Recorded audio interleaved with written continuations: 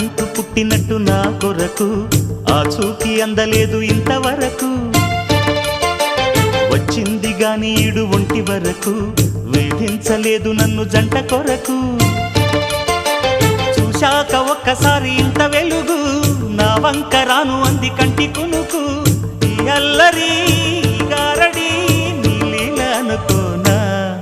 నీ పేరు ప్రేమ అవునా ఇవాళే నిన్ను పోల్చుకుందా